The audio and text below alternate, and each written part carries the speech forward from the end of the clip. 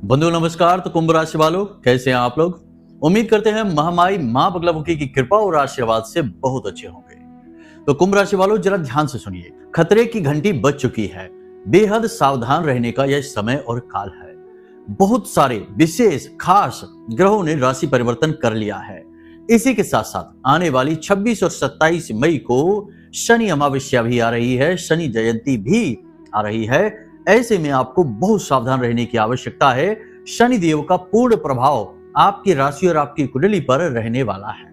याद रखना कि राहु का राशि परिवर्तन हो चुका है। 18 मई को गुरु अतिचारी होकर चाल चल रहे हैं, गति में हैं, और बुध का भी राशि परिवर्तन हो चुका है। सूर्य के साथ बुध ने बुध आदित्य योग बना लिया है। कहने का मतलब यह है कि यह समय है जब आप अपने जीवन में बहुत कुछ हासिल कर सकते हैं, उन्नति हासिल कर सकते हैं और आगे बढ़ सकते हैं। अपने दुर्भाग्य को समाप्त करके सौभाग्य के दरवाजे खोल सकते हैं। लेकिन जब समय बहुत ही ध्यान के साथ आगे बढ़ने का होता है, सावधानी का होता है, तभी गलती होने की गुंजाइश भी बहुत अधिक हो जाती है। तो बस इसी गलती की बात हम आज इस कार्यक्रम में करने जा रहे हैं। भूल कर भी मत करना ये 5 काम, वरना ये जो अच्छा अवसर, शुभ अवसर आपके जीवन में आ रहा है, इसका आप लाभ नहीं ले पाएंगे। इसी के साथ साथ बंधुओं, शनि को आप बिल्कुल भी हल्के में मत लेना। शनि 5 राशियों पर तो पूर्ण अधिकार जमा कर बैठे ही रहते हैं। अन्य राशियों पर भी शनि का प्रभाव कोई कम नहीं होता है। ऐसे में शनि जयंती एक विशेष पर्व है, विशेष अवसर है जब आप शनि देव को प्रसन्न कर सकते हैं और शनि देव से कुछ ऐसा हासिल कर सकते हैं जिससे आपके जीवन के दुख, तकलीफ और परेशानियां समाप्त हो जाएं। बंधु, कहने का मतलब यह है कि शनि देव का पूर्ण आशीर्वाद। तो आज के इस कार्यक्रम में हम आपको बताएंगे 3 ऐसे कार्य जिन्हें आपको जरूर करना चाहिए, हर हालत में करना चाहिए। चाहे आप इस कार्यक्रम को शनि जयंती के बाद ही क्यों ना देखें, तब भी आपको ये 3 काम अवश्य करने चाहिए। इन 3 कार्यों को करने वाले व्यक्ति से शनिदेव बहुत अधिक प्रसन्न हो जाते हैं, शुभ आशीर्वाद देते हैं और कभी कभी तो इनकी गलतियों को भी क्षमा कर देते हैं। जी हाँ, शनिदेव के पास यह अधिकार है। शनिदेव को दंड अधिकारी कहा जाता है, कर्म फल दाता कहा जाता है। दंड देने का अधिकार शनिदेव के पास है। ऐसे में शनिदेव से आशीर्वाद प्राप्त करना और उनको खुश रखना बेहद आवश्यक है। तो आपके जीवन में अब यह सुनहरा अवसर आ चुका है। आज का यह कार्यक्रम आपकी आंखें खोलने वाला है, आपको कुछ ऐसा अद्भुत बताने वाला है जो शायद अब तक आपको किसी ने नहीं बताया होगा। हम अपने हर कार्यक्रम में यही कोशिश करते हैं कि आपको कुछ ऐसा, कुछ अद्भुत विशेष बताकर जाएं जो जीवन उपयोगी हो, और हजारों लोगों ने अपने जीवन को बदला भी है इन बातों के और इन उपायों, क्रियाओं के माध्यम से। काम तो आपको ही करना होगा, हमारा कार्य तो केवल मार्गदर्शन है, वही हम आपको करने जा रहे हैं। तो बंधुओं, आज के इस कार्यक्रम में मूल तौर पर हम 5 ऐसी बातों के बारे में बात करेंगे जिन्हें आपको भूल कर भी नहीं करना है, जाने अनजाने में भी इन गलतियों को नहीं दोहराना है, और 3 ऐसी क्रियाओं के बारे में बताएंगे जिन्हें करने से शनिदेव अति प्रसन्न हो जाते हैं, शुभ आशीर्वाद देते हैं और बड़े से बड़े दुर्भाग्य को समाप्त कर देते हैं। जी हाँ, जीवन भर से जो दुर्भाग्य से पीड़ित रहा हो, दुखों से पीड़ित रहा हो, उसके दुखों को भी समाप्त कर देते हैं, शांत कर देते हैं। तो बस आपको इस कार्यक्रम को अंत तक देखना है। महामाई की कृपा और आशीर्वाद यदि रही तो आपके जीवन में भी खुशियों की नदियां बहने वाली हैं, क्योंकि हम बहुत ही अद्भुत ज्ञान आपके लिए माई के आशीर्वाद से ही लेकर आए हैं। तो चलिए बंधु, उम्मीद करते हैं कि आप हमारी बातों को समझ रहे हैं। कार्यक्रम में अंत तक अवश्य ठहरेंगे, सारी बातों को जानेंगे, समझेंगे और उसके बाद जीवन में आजमाएंगे भी, ताकि लाभ प्राप्त हो। महामाई को याद करते हुए कार्यक्रम को शुरू करते हैं। कमेंट बॉक्स में पूरे भक्ति भाव के साथ लिख डालिए, जय मां भद्रकाली कृपा करो। महामाई निश्चित तौर पर आपके ऊपर कृपा करेंगी, हमें पूर्ण विश्वास है। शायद उन्होंने कृपा कर ही दी है, तभी तो यह कार्यक्रम आप तक पहुंचा है। तो अब ध्यान से सुनिए सारी बातों को। प्यारे मित्रों, हमारे अत्यंत प्रिय और परम पूज्य अमिताचार्य जी के पास मां बगलामुखी और मां भद्रकाली की साधनाओं का वर्षों का अनुभव है और माता रानी की इनके ऊपर पूर्ण कृपा और सिद्धि है।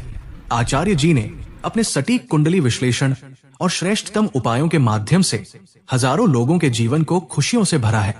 आचार्य जी का कुंडली विश्लेषण और उपाय करवाने का तरीका इतना अद्भुत है कि जीवन के हर एक दुख और कष्ट का कारण जड़ से ही समाप्त हो जाता है।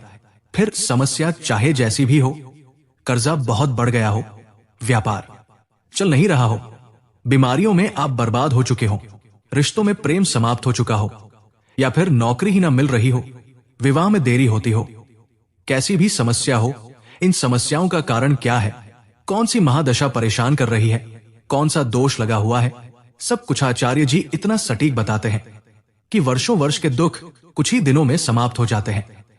अगर आपके जीवन में भी कोई ऐसी संकट की घड़ी है तो यही सही समय है जब आप पूज्य आचार्य जी के हाथों से अपनी कुंडली का विश्लेषण करवाएं और वर्षों से चल रहे दुखों और संकटों के इस चक्र से बाहर निकल जाए। प्यारे मित्रों, अभी वीडियो में दिए गए नंबरों पर फोन करिए और अपनी कुंडली का श्रेष्ठतम आकलन करवा डालिए। जिंदगी बदलने का यह सबसे बड़ा मौका हाथ से मत जाने दीजिएगा। जय माई की, महामाई आपका कल्याण करे।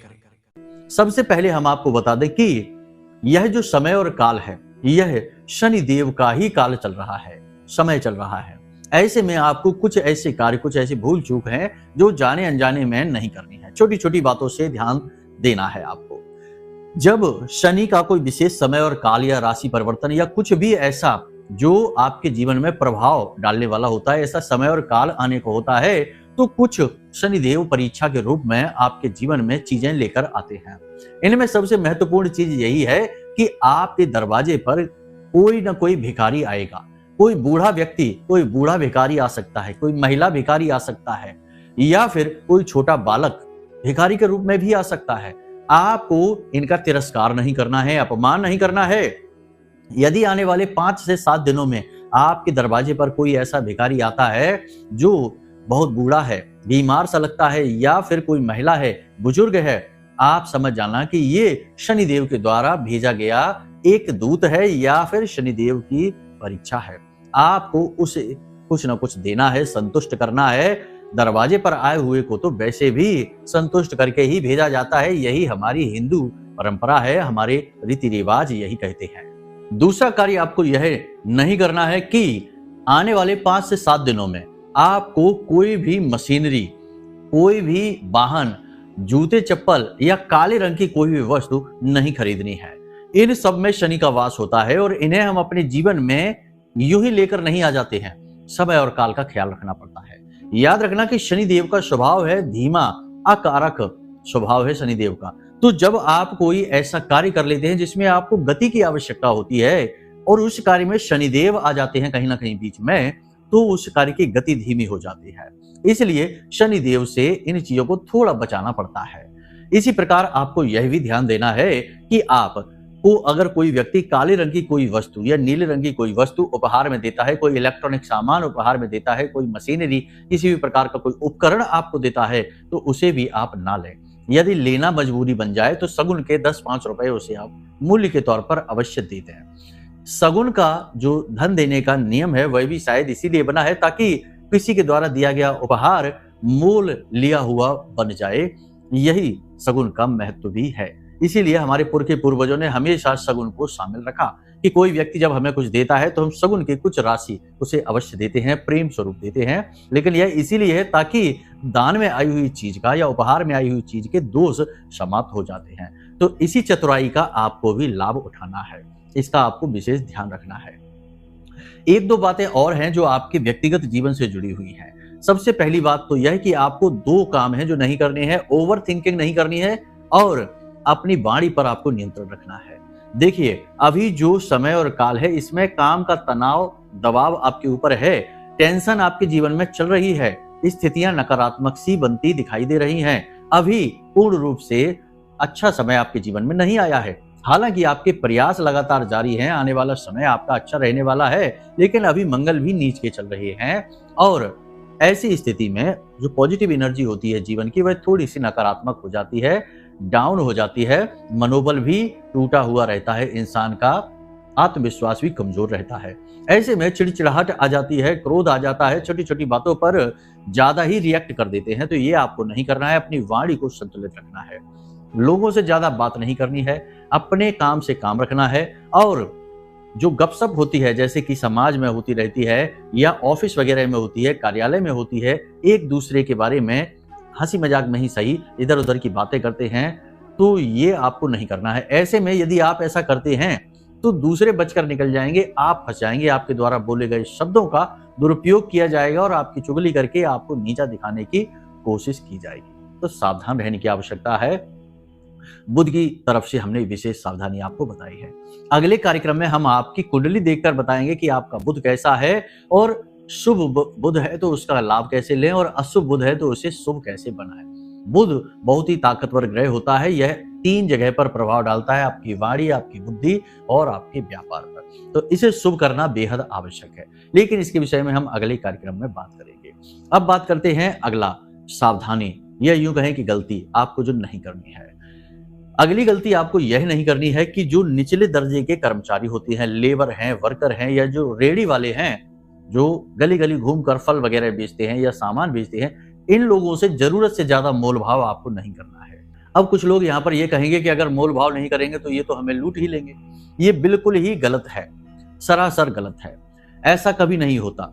वे आपको नहीं लूट सकते। लूटते तो बड़े बड़े शोरूम वाले हैं, बड़े बड़े शॉपिंग कॉम्प्लेक्स और मॉल बने हुए हैं, ब्रांडेड शोरूम बने हुए हैं। लूट तो वहां हो रही है, लेकिन वहां तो कोई मोल भाव नहीं करेगा। वहां तो चुपचाप पैसे देकर चले आएंगे। 2000 रुपए के जूतों के 10,000 रुपए देकर चले आएंगे। लेकिन रेडी वाले के पास, या यूं कहें कि छोटे दुकानदार हैं जो बेचारे दिन भर मेहनत मजदूरी करते हैं रोजी रोटी कमाने के लिए, उनको 2000 रुपए के 500 भी देने का मन नहीं करेंगे। मतलब एक सामान्य स्तर पर हम बता रहे हैं कि इसी तरीके की विचारधारा है लोगों की। तो अगर कोई गरीब जिसके पेट में आपकी वजह से 2 रोटी एक्स्ट्रा चली जाएगी तो वह आपको दुआ ही देगा, जबकि शोरूम वाले आपको कोई दुआ नहीं देने वाले हैं। उनके लिए आप सिर्फ एक कस्टमर हैं। तो कहने का मतलब यह है कि अगर थोड़ा बहुत मोल भाव तो चलो चलता है कि रेट ठीक से ठहरा लो, लेकिन इतना ज्यादा भी नहीं कि सामने वाले का मन ही खराब हो जाए, क्योंकि शनिदेव इनके अधिपति हैं और आपने यदि ऐसा कर दिया तो उसके मन से जो थोड़ी सी हाई निकलेगी, थोड़ा सा जो नकारात्मकता निकलेगी, वह आपके शनि को खराब करेगी। और शनि खराब मतलब कि बहुत लंबे समय तक पीड़ाएं रहने वाली है। तो ये नहीं करना है, यानी कि मोल भाव जरूरत से ज्यादा आपको नहीं करना है। एक और खास बात, अपनी सेहत के साथ किसी भी प्रकार का खिलवाड़ नहीं करना है। अक्सर ऐसा होता है कि आपकी राशि के जातकों के साथ ये देखा जाता है कि आप लोग काम बेशक चाहे पहले तो ना करें, लेकिन जब आप करते हैं तो काम में इतना खो जाते हैं, इतना रम जाते हैं कि फिर आप खाना पीना भी भूल जाते हैं, सेहत के बारे में सोचना भी भूल जाते हैं। आपके ऊपर केवल काम का भूत सवार हो जाता है।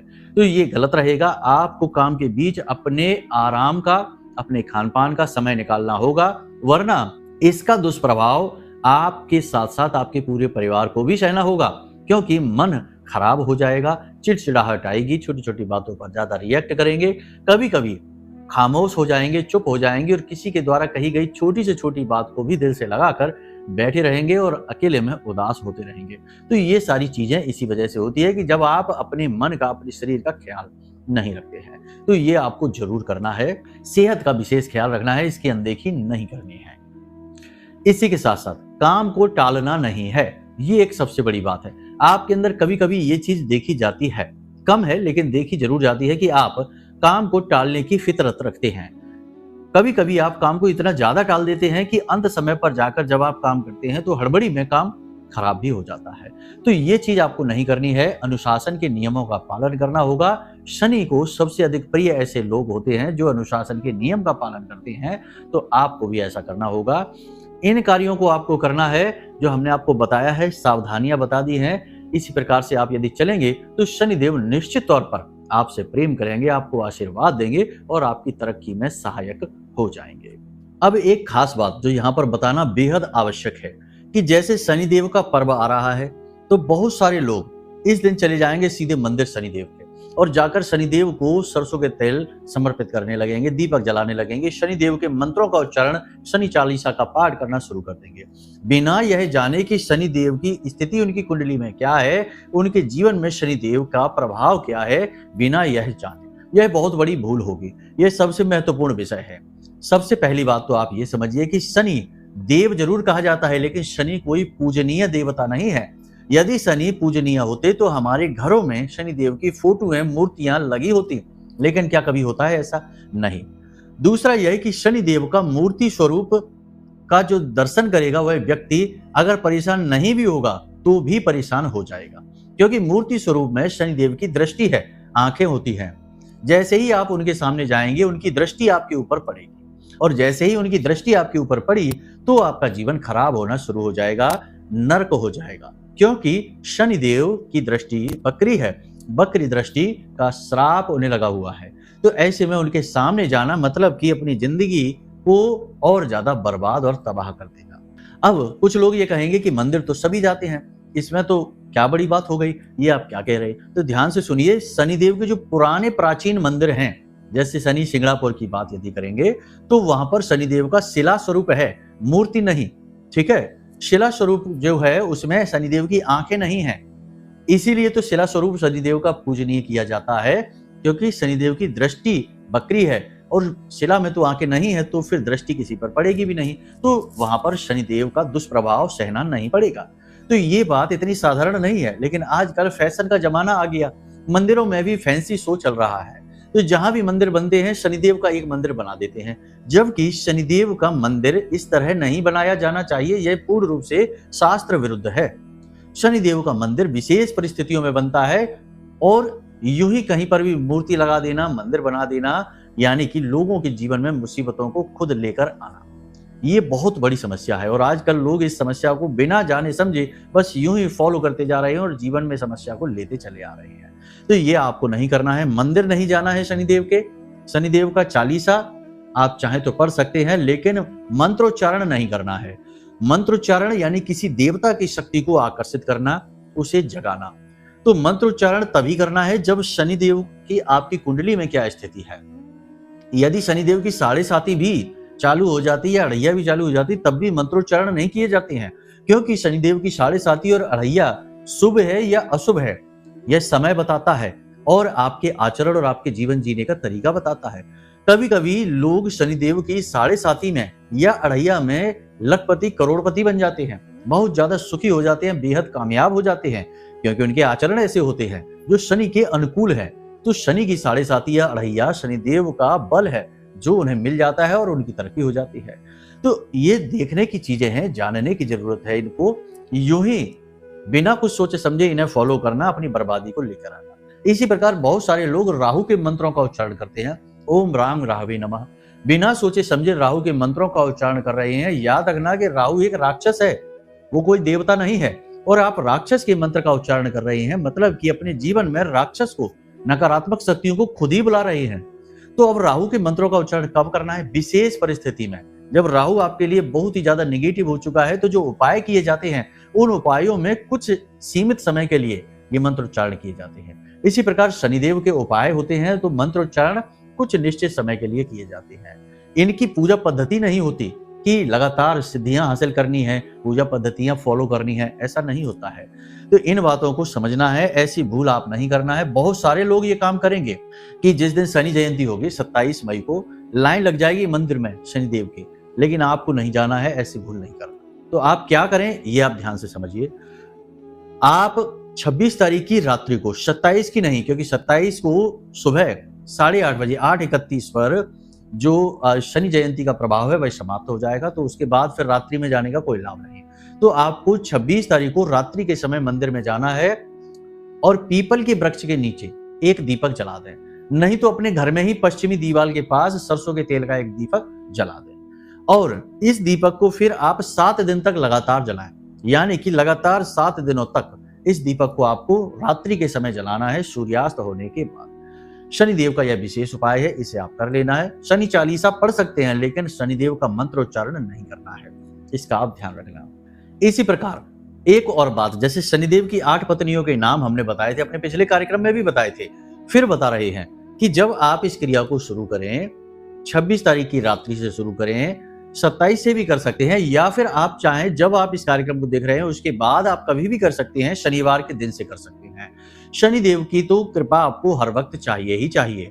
तो आप जब इस क्रिया को शुरू करें, यानी दीपक 7 दिन तक लगातार अपने घर में जलाएं शनिदेव के नाम से, घर की पश्चिमी दिशा में, तो प्रतिदिन सुबह सोकर जागते ही शनिदेव की 8 पत्नियों के नाम भी अवश्य लेना प्रारंभ कर दें। यह बहुत ही शुभ रहने वाला है।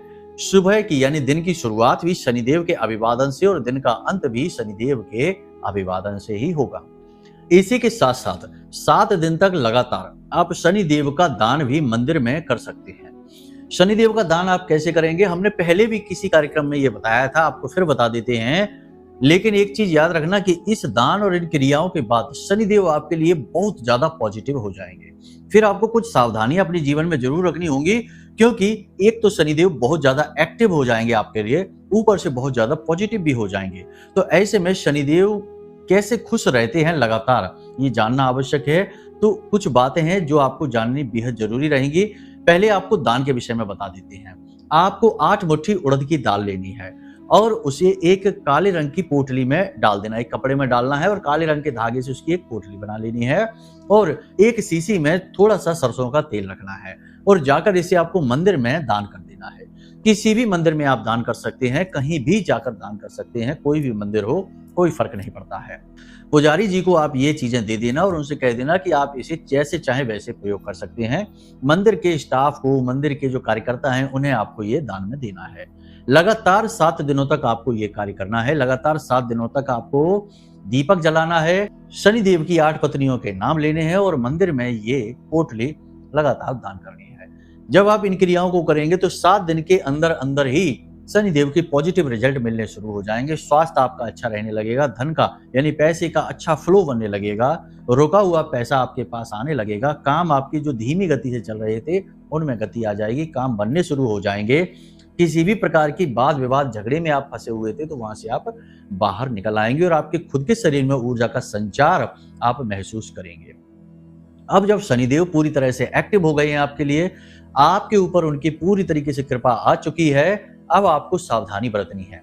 क्या सावधानी? उल्टा सीधा खान पान नहीं करना है, नकारात्मक वातावरण से आपको दूर रहना है और जुआ, शराब, सट्टेबाजी, मांसाहार, इन चीजों से आपको दूरी बनानी है। बस इन कार्यों को आप करते रहना और जितना हो सके उतना सात्विक जीवन जियो और मंदिर एक बार दिन में अवश्य हो आओ। नहीं जा पाते रोज तो कम से कम सप्ताह में 1-2 दिन तो जरूर जाना ही जाना है। मंदिर में जाकर भगवान के सामने ज्योत जलानी है और जिस भी देवी देवता के लिए आपके मन में भाव है उन देवता के सामने बैठकर मंत्रोच्चारण करने हैं और अपने भाव देवता से जोड़ने हैं। बस इन कार्यों को आप कर लेना, आपका उद्धार निश्चित हो जाएगा।